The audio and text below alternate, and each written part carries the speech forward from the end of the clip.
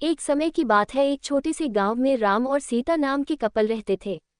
उनका एक अर्जुन नाम का बेटा था, जिसकी शादी रिया नाम की लड़की से हुई थी। राम और सीता कड़ी मेहनत करते थे और अपने बुढ़ापे के लिए पैसे बचाते। रिया बहुत लालची लड़की थी और हमेशा अपने लिए और चीजें चाहती थी।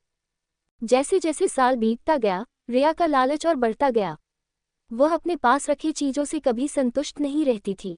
वह हमेशा अपने सास ससुर से महंगे तोहफे मांगा करती थी और उनके बचाए हुए पैसों में से भी कुछ हिस्सा अपने लिए मांगती थी। राम और सीता बहुत ही अच्छे पेरेंट्स थे, इसलिए उसकी सारी जरूरतों को पूरा करते थे ताकि परिवार में शांति बनी रहे। वह अपने पति अर्जुन के ऊपर भी दबाव डालती थी कि वह अपने माँ बाप से पैसे और संपत्ति मांगे। वह बहुत ज्यादा संपत्ति इकट्ठा करना चाहती थी, बिना किसी मेहनत के। Family vacation package. एक दिन राम और सीता ने यह फैसला लिया कि वह रिया को सबक सिखाएंगे। वह उसे बुलाते हैं और बोलते हैं कि बेटा, हमें तुमसे कुछ जरूरी बातें करनी है।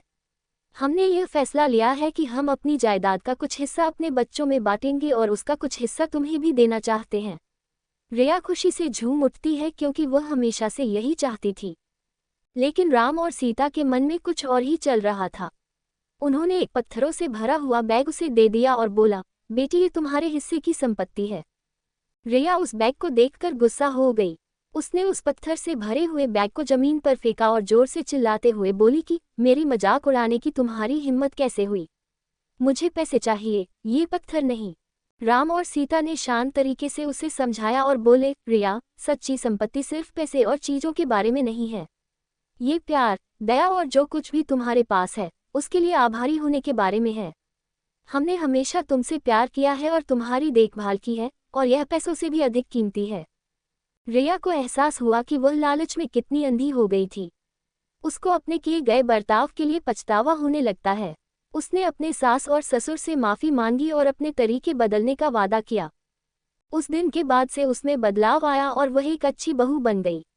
रिया के बदलाव की बात पूरे गांव में फैल गई और सभी ने एक बेहतर इंसान बनने के लिए उसकी प्रशंसा की। रिया अपने परिवार का ख्याल रखते हुए और उनके बीच मिले प्यार के लिए आभारी होकर हमेशा खुश रहने लगी। सच्चा धन प्यार, दया और जो हमारे पास है उसके लिए आभारी होने से